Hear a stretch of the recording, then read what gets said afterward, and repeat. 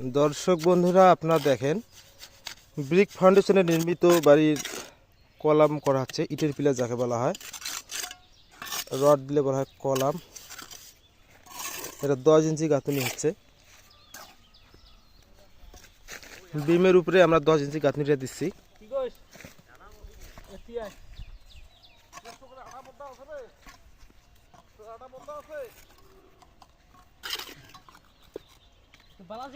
বাড়িটা সম্পূর্ণ নির্মিত হবে ব্রিক ফাউন্ডেশনের উপর।